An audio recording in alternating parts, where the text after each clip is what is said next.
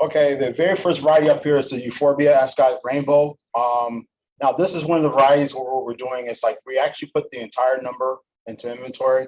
But this is one of those varieties we have perennials that you have a split trim on this. Half the crop, as you can see, is that picture you see there's on the left is nice, can full, and it's actually just starting to get some of those flowers on it. Now, this variety is not really known for its flower, but it is more of a tiny variegated flower with a real tiny red center. But what sells, the good sell point about this variety is the variegated foliage. It's really good for just lighting up a dark area of your landscape. And like I said, I put the entire number on. What we're hoping when we do that is basically by the time you sell through this crop that's nice and camp full, that next crop that's going to be coming up and be ready for you. Matter of fact, if you look at that picture, and that same picture is on the left, on the very top, you can actually see that's the other half of the crop that's trimmed. So for this right here, it's one of those things that it's a split trim, they're all on and they should be ready. Hopefully everything runs smooth. It should go, and we should never have to take this variety off inventory. Next picture, please. The next picture is the Faligilla gardenia. The thing about this variety, landscapers love this variety because it's very, very low maintenance. One thing to keep in mind, this variety does have a habit of sometimes the leaves will turn from this green. You might see some with a bluish hue to it sometimes. That is actually pretty normal for this variety. If you scroll down, can you scroll down? All right, just keep going. All right, what I'm basically showing you in this picture, the picture that's on the left, that is the gardenia. That is a 2-gallon right there. The picture that's on the right, that is a Mount Airy. As you can see, there's a big difference in size, and that's because that Mount Airy has a year worth of foliage, or a year more, it's a year older.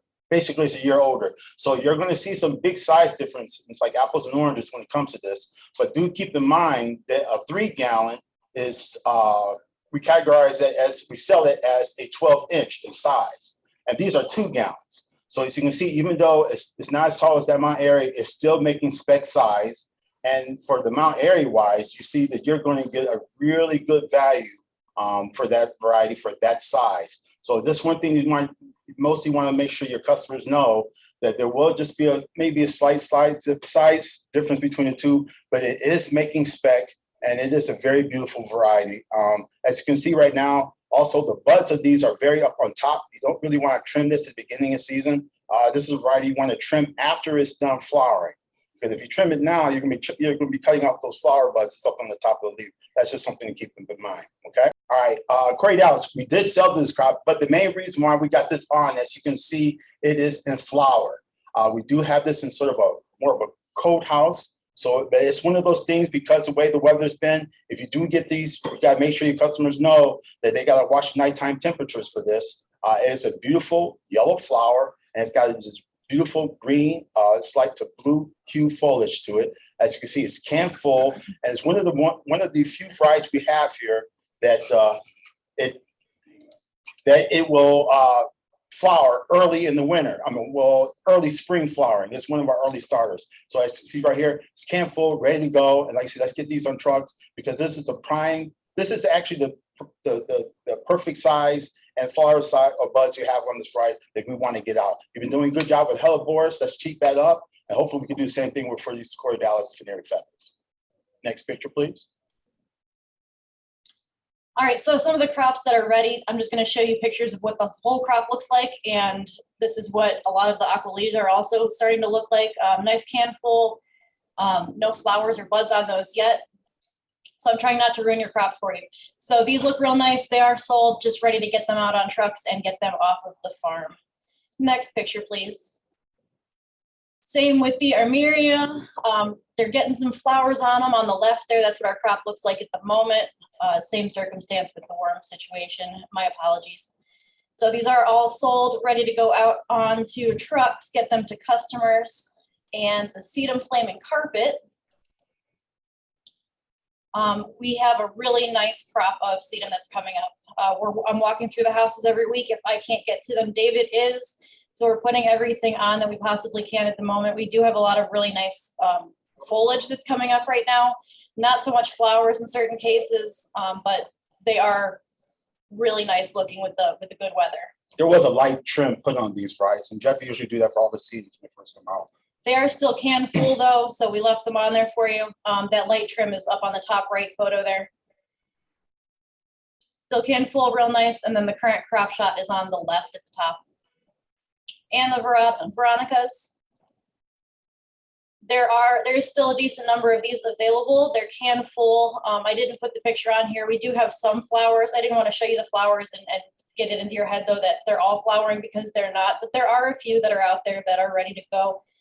We did put quite a few of this crop on there, can full, and they have a really awesome blue flower on them.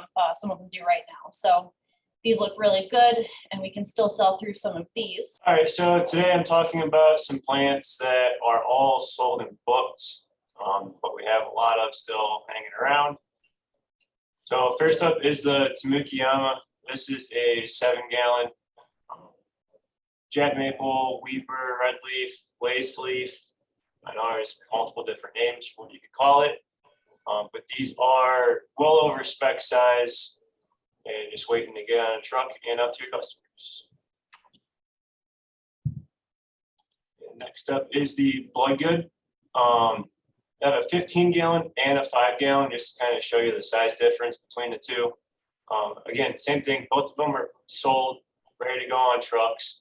The 5-gallon, as you can see, they are very tall, but not as wide as what a 15 would be. So if you guys are in need, or you have a customer that's up in the air between a 5-gallon and a 7, what to fit on a truck first, I would get these 5s out and on a lot. And next up is the Cercis canadensis. I did the same thing, side-by-side shot of a 7-gallon versus a 15-gallon, so you can see the size differences. These will start flowering relatively soon to give you that nice pink flower. And obviously we would love to see them flower out for your customers, not so much for us. But then after that, you do get that nice red leaf to it as well. So you do have a couple different features for color. And lastly is the Cercis forest pansy. It's very similar to what a Cercis canadensis is, but the habit's slightly different, a little bit more of a oblong shape.